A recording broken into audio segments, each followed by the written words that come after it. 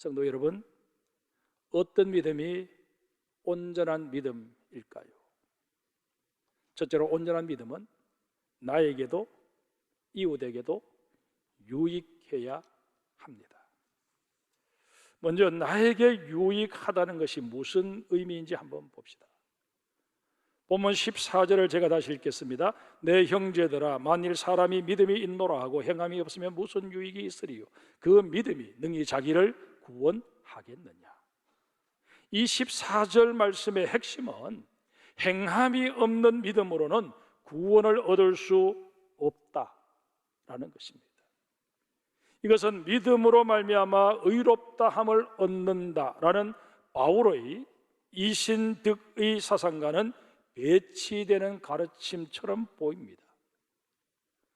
따라서 바울의 서신을 중시했던 종교개혁자 마틴 루터는 이 야고보서를 지푸라기 같은 서신이라고 혹평하기도 했습니다.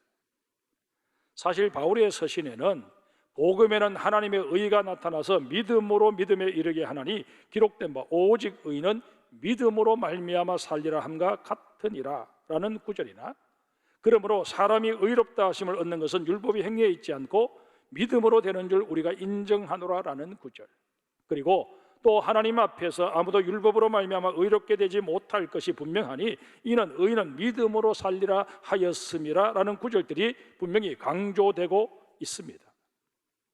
하지만 우리가 분명히 알아야 할 것은 성경은 성경으로 해석해야 한다라는 대원칙입니다. 성경에는 믿음으로 말미암아 의롭다함을 얻는다라는 구절도 분명히 있지만 동시에 행함으로 말미암아 구원을 얻는다라는 구절도 없지 않습니다. 그 대표적인 구절이 바로 마태복음 7장 21절입니다. 나더러 주여 주여 하는 자마다 다 천국에 들어갈 것이 아니요 다만 하늘에 계신 내 아버지의 뜻대로 행하는 자라야 들어가리라.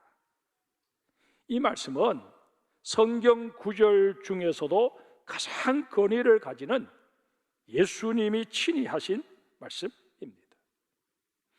그렇다면 성경의 이런 상반된 구절들을 어떻게 받아들여야 할까요? 오늘 보면 22절에서 우리는 그 해법을 찾을 수 있습니다. 22절을 한번 보실까요? 내가 보거니와 믿음이 그의 행함과 함께 일하고 행함으로 믿음이 온전하게 되었느니라. 한마디로 믿음과 행함은 둘이 아니라 하나라는 것입니다. 다시 말해서 바울이 말하는 믿음에는 이미 행함이 내포되어 있다는 말씀입니다. 따라서 머리로만 믿는 관념적인 믿음이나 말만 앞세우는 립서비스 믿음은 진정한 믿음이 아니라는 것입니다. 이에 대해서는 예수님의 말씀과 바울의 가르침이 일치합니다. 이런 의미에서 믿음과 행함이 어우러진 온전한 믿음이 바로 나의 구원을 보장해 준다 하는 사실에 우리는 아멘할 수 있어야 할 것입니다. 사실 우리 그리스도인들에게 있어서 구원은 최고의 가치입니다. 그러기에 우리는 한 사람의 그리스도인으로서 이 최고의 가치를 실현해 주는 온전한 믿음을 사모할 수 있어야 할 것입니다. 말로만 나는 믿음이 있다 그렇게 떠들 것이 아니라 실제로 삶을 통해서 내 믿음의 실체를 드러내며 살아가는 여러분과 제가 되어야 할 것입니다. 그런가 하면 온전한 믿음은 이웃에게도 유익이 됩니다. 오늘 보면 15절 16절을 우리 같이 읽겠습니다. 같이 읽습니다. 만일 형제나 자매가 헐벗고 일용할 양식이 없는데 너희 중에 누구든지 그에게 이르되 평안히 가라, 덥게 하라, 배부르게 하라 하며 그 몸에 쓸 것을 주지 아니하면 무슨 유익이 있으리요? 하나님께서는 우리 그리스도인들에게 선한 청지기가 되라고 말씀하십니다. 청지기는 주인이 맡긴 것을 주인의 뜻대로 잘 관리하는 종을 지칭합니다. 지금 이 지구촌 한편, 구체적으로 튀르키예와 시리아의 지진으로 인해 가족을 잃고 삶의 터전이 다 무너져 절망하고 있는 우리의 이웃들이 있습니다. 그곳 상황을 전해주는 뉴스를 들으면서 안타까움과 치근한 마음을 갖지 않는 사람 우리 가운데 누가 있겠습니까? 그러나 그들을 보며 참 안 됐다, 생존자가 있다면 하루속히 구조되었으면 좋겠다, 날씨라도 좀 따뜻하게 풀렸으면 좋겠다 라고 걱정하는 것으로 그만이라면 오늘 보면 15절 16절의 말씀처럼 그들에게는 아무런 유익이 되지 못할 것입니다. 야고보서 1장 22절 이하에 보면 이런 말씀이 있습니다. 너희는 말씀을 행하는 자가 되고 듣기만 하여 자신을 속이는 자가 되지 말라. 누구든지 말씀을 듣고 행하지 아니하면 그는 거울로 자기의 생긴 얼굴을 보는 사람과 같아서 제 자신을 보고 가서 그 모습이 어떠했는지를 곧 잊어버리거니와 자유롭게 하는 온전한 율법을 들여다보고 있는 자는 듣고 잊어버리는 자가 아니요 실천하는 자니 이 사람은 그 행하는 일에 복을 받으리라. 우리는 거울을 통해 내 얼굴에 뭐가 묻었는지, 내 머리카락이 흐트러지지는 않았는지 확인합니다. 그런데 열심히 확인만 하고 내 얼굴에 묻은 검정을 닦아내지도 않고 흐트러진 머리카락을 다듬지도 않는다면 거울을 본 게 무슨 의미가 있겠습니까? 마찬가지로 우리가 열심히 하나님의 말씀을 들었음에도 불구하고 실천하지 않는다면 그 들음의 수고가 무슨 의미가 있겠습니까? 결국 우리는 스스로 말씀을 듣고 행하지 않으므로 거짓말하는 자, 자신을 속이는 자가 되고 말 것입니다. 원래 우리 교회는 총회 주제에 맞추어서 복음의 사람 예배자로 살게 하소서라는 표를 정했습니다. 여기서 말하는 예배자는 이렇게 의식으로서의 예배를 참여해서 드리는 것은 물론이고 예배 후의 예배, 그 삶으로서의 예배까지 드리는 사람을 의미합니다. 히브리서 13장 16절에 분명히 말씀하십니다. 오직 선을 행하고 서로 나누어 주기를 잊지 말라. 하나님은 이 같은 제사를, 이 같은 예배를 기뻐하시느니라. 사랑하는 성도 여러분, 온전한 믿음은 우리 이웃에게도 유익이 되어야 합니다. 가깝게는 내 가족과 장성교회 성도들이 나로 인해 유익을 누려야 합니다. 그리고 내 직장 동료나 친구들, 동네 이웃들도 나로 인해 유익을 누려야 합니다. 나가 지금 지진으로 인해 말할 수 없는 공경에 처해 있는 튀르기예와 시리아 사람들이 우리로 인해 유익을 누릴 수 있어야 합니다. 믿음은 내가 가졌는데 주변 사람들이 덕을 보는 것, 이게 하나님께서 원하시는 사랑의 원리입니다. 두 번째로 온전한 믿음은 살아 있어야 합니다. 본문 17절을 한번 보실까요? 이와 같이 행함이 없는 믿음은 그 자체가 죽은 것이라.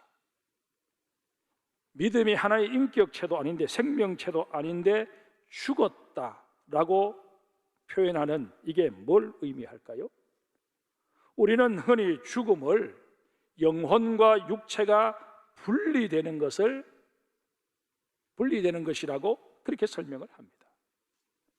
그런 까닭에 야고보서 2장 26절에서는 영혼 없는 몸은 죽은 것이다, 그렇게 말씀하시는 것입니다. 같은 맥락에서 믿음이 죽었다라는 이 말씀은 믿음과 삶이 분리된 모습을 말합니다. CCM 가운데 믿음과 삶이라는 찬양이 있습니다. 그 가사가 이렇게 시작됩니다.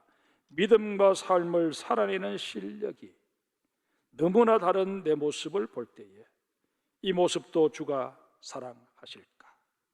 자신 없는 내 모습 그저 주님 앞에 있네.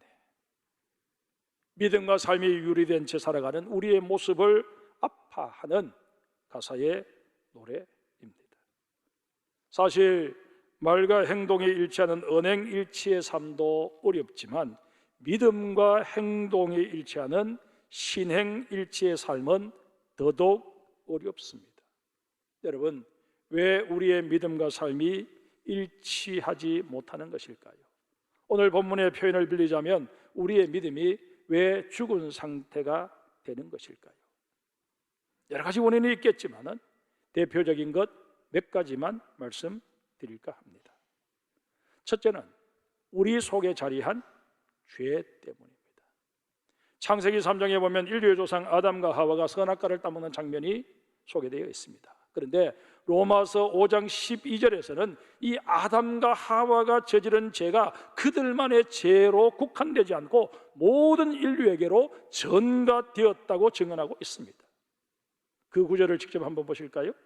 그러므로 한 사람으로 말미암아 죄가 세상에 들어오고 죄로 말미암아 사망이 들어왔나니 이와 같이 모든 사람이 죄를 지었으므로 사망이 모든 사람에게 이르렀느니라.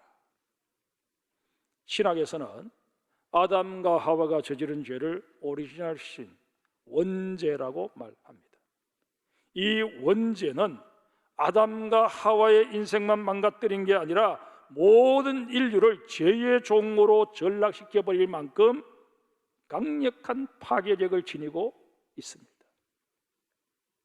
더 이상 죄를 거부하고 저항할 수 있는 능력이나 의지 자체를 상실해 버리도록 만들었다는 것입니다. 바울은 이런 인간의 상태를 다음과 같이 정리합니다. 내 속 곧 내 육신에 선한 것이 거하지 아니하는 줄을 아노니 원함은 내게 있으나 선을 행하는 것은 없노라. 내가 원하는 바 선을 행하지 아니하고 도리어 원하지 아니하는 바 악을 행하는도다. 만일 내가 원하지 아니하는 것을 하면 이를 행하는 자는 내가 아니요 내 속에 거하는 죄니라. 이게 우리 인간의 실존입니다. 이러니 믿음과 삶이 일치하지 못하는 것은 어쩌면 당연한 기결일지도 모릅니다. 한번 생각해 보십시오. 죄로 인해 믿음의 길을 도저히 유지할 수 없는 상태가 되어버렸는데 어떻게 믿음과 삶이 일치되는 삶을 살아갈 수 있겠습니까? 그러게 여러분, 이 세상에 의인은 없나니 단 한 사람도 없다 하는 이 성경의 진술을 우리가 늘 기억하며 기회 있을 때마다 우리는 정말 믿음과 삶이 일치되지 못하도록 근본적으로 해방하는 이 죄의 문제를 어떻게 해서든 해결하기 위하여 하나님 앞에 회개의 기도를 드릴 수 있어야 합니다. 늘 주님 앞에 나와 나는 죄인으로소이다, 나는 죄인으로소이다 고백할 수 있는 여러분과 저가 되어야 할 것입니다. 두 번째는 우리의 믿음과 삶이 일치되지 못하는 것은 바로 욕심 때문입니다. 야고보서 1장 15절에 욕심이 잉태한 즉 죄를 낳고 죄가 장성한 즉 사망을 낳느니라 말씀하십니다. 욕심이 잉태한다라는 게 무슨 뜻일까요?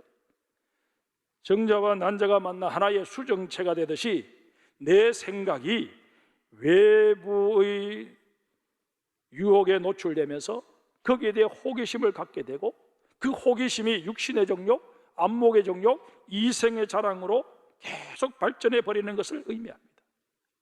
아담과 하와가 선악과를 따먹던 그때로 다시 한번 돌아가 보십시다. 창세기 3장을 찾으셔서 펴서 눈으로 읽으시면서 제 얘기를 들으시면 훨씬 더 이해가 쉬우실 것입니다. 창세기 3장 1절에 보면 간교한 뱀이 하와를 찾아와 유혹합니다. 하나님이 참으로 너에게 동산 모든 나무의 열매를 먹지 말라 하시더냐. 이 뱀의 질문에는 두 개의 미끼에 감추어진 낚싯바늘이 숨겨져 있습니다. 바로 불만과 부정이라는 낚싯바늘입니다. 사탄은 우선 하나님께서 따먹지 말라고 하신 열매가 있다는 그 사실 자체에 대해 하와가 불만을 품도록 미혹합니다. 우리가 살아가는 이 공간에 심어주셨으면 다 따먹게 해주시지 어떤 나무들은 따먹어도 되고 어떤 나무의 실과는 따먹지 못하도록 하는 게 이게 옳으냐 하는 것입니다. 그런가 하면 모든 나무의 열매라고 말하므로 분명히 하나님께서 금하신 나무가 있다는 것을 뻔히 알면서 모든 나무의 열매라고 말하므로 하와의 입에서 부정적인 대답이 나올 수밖에 없도록 유도했습니다. 그런데 문제는 하와가 사탄이 던진 이 미끼를 덥석 물어버렸다는 사실입니다. 하와가 말합니다. 동산나무의 열매를 우리가 먹을 수 있으나 동산 중앙에 있는 나무의 열매는 하나님의 말씀에 너희는 먹지도 말고 만지지도 말라, 너희가 죽을까 하노라 하셨느니라. 하나님께서는 분명 먹지 말라고만 하셨는데 하와는 거기에 만지지도 말라고 하셨다라는 말을 덧붙입니다. 선악과를 따먹지 말라고 하신 하나님의 명령이 지엄했음을 지나치게 강조함으로써 은연중에 그 명령을 못마땅하게 여겨왔던 자신의 심기를 드러낸 것입니다. 그뿐만이 아닙니다. 하와는 선악과를 따먹게 되었을 때 받게 될 형벌은 축소시켜 버립니다. 하나님께서는 분명 죽는다고 하셨는데 하와는 죽을까 하노라 라고 그 하나님의 말씀을 변질시켜 버립니다. 이것은 반드시 죽는다라는 당위성을 죽을지도 모른다라는 개연성으로 변질시킨 것입니다. 한마디로 요약하면 하와의 마음에 선악과를 따먹고 싶다는 욕심이 잉태한 것입니다. 이런 상태에서 선악과 나무 열매를 바라보았으니 먹음직도 하고 보암직도 하고 지혜롭게 할 만큼 탐스럽게 보이는 것은 불을 보듯 뻔한 일이었습니다. 그러니 따먹지 않을 재간이 어디 있었겠습니까? 결국 욕심이 죄를 낳고 만 것입니다. 그런데 그 죄는 가만히 있지 않고 계속 자라납니다. 하와는 선악과를 따먹은 후에 또 하나의 열매를 따서 자기 남편 아담에게 가져다 줍니다. 동조자 내지는 공범을 만든 것입니다. 그런 아담과 하와를 하나님께서 찾아와 주십니다. 그때 이들은 하나님의 낯을 피하여 숨어버립니다. 하나님께서 죄를 추궁하실 때에도 회개하기는커녕 핑계거리를 찾기에 급급했습니다. 아담은 하와에게 책임을 전가하고 하와는 뱀에게 책임을 전가했습니다. 아담과 하와의 마음속에 잉태한 죄가 그야말로 한심하게 그지없고 비열하고 추악한 모습으로 계속 자라가고 있는 모습을 우리는 목격하게 되는 것입니다. 이런 모습 속에서는 그 어떤 믿음도 찾아볼 수 없습니다. 설령 있다고 해도 이미 죽어버린 믿음의 시체이거나 믿음인 양 흉내내는 거짓 믿음일 뿐입니다. 믿음과 삶이 일치하지 못하는 세 번째 이유는 아는 것에 만족해 버리는 태도 때문입니다. 지난주일 창립 39주년 감사 예배를 드리면서 제가 설교했던 본문이 어딘지 기억이 나십니까? 우리 교회 주제 성구라고도 할 수 있는 에베소서 4장 13절과 14절입니다. 에베소 4장 13절 말씀을 제가 다시 한번 읽어드리겠습니다. 우리가 다 하나님의 아들을 믿는 것과 아는 일에 하나가 되어 온전한 사람을 이루어 그리스도의 장성한 분량이 충만한 데까지 이르리니, 우리는 하나님의 아들 곧 예수 그리스도를 믿는 것과 아는 일에 일치를 이루어야 합니다. 그렇지 못하면 우리의 신앙은 심하게 왜곡되거나 한쪽으로 치우친 기형적인 모양새가 되고 말 것입니다.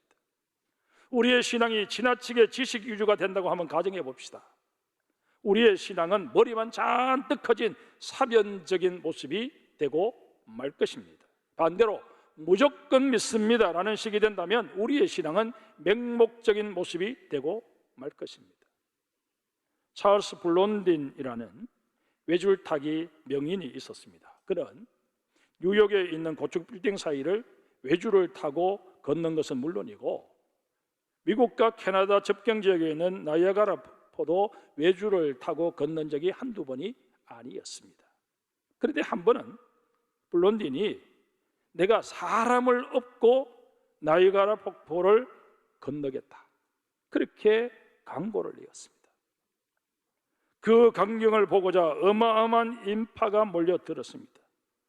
블론딘은 그 모인 사람들에게 내가 사람을 업고도 이 나이아가라 폭포를 건널 수 있다고 믿습니까? 하고 물었더니 거기 모인 모든 사람들이 박수를 치면서 다 그럴 수 있다고 그렇게 외쳤습니다. 그리고는 빨리 시도하라고 블론딘을 연호했습니다. 이에 블론딘은 그러면 그렇게 여러분들이 확신하는데 내 등에 직접 엎혀서 함께 폭포를 건널 분을 모시겠습니다. 누구든지 자원해 주십시오. 그렇게 요청을 했습니다. 그러자 이내 박수 소리가 잦아들면서 지죽은 듯이 조용해졌습니다. 서로 눈치만 볼 뿐 자원자가 한 명도 나오지 않았습니다. 사람들은 블론딘의 실력을 믿고 인정했지만 정작 그의 등에 엎여 폭포를 건너는 모험은 하고 싶지 않았던 것입니다. 아는 것과 믿는 것은 전혀 차원이 다른 문제임을 여실히 보여준 사례라 여겨집니다.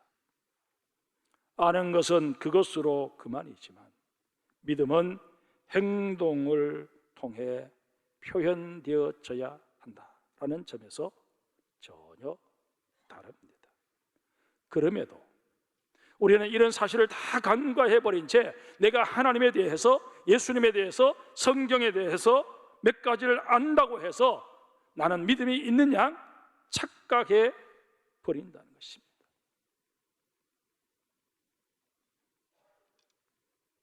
울리지 않는 종은 종이 아니듯이 표현되지 못하는 믿음은 믿음이 아닙니다.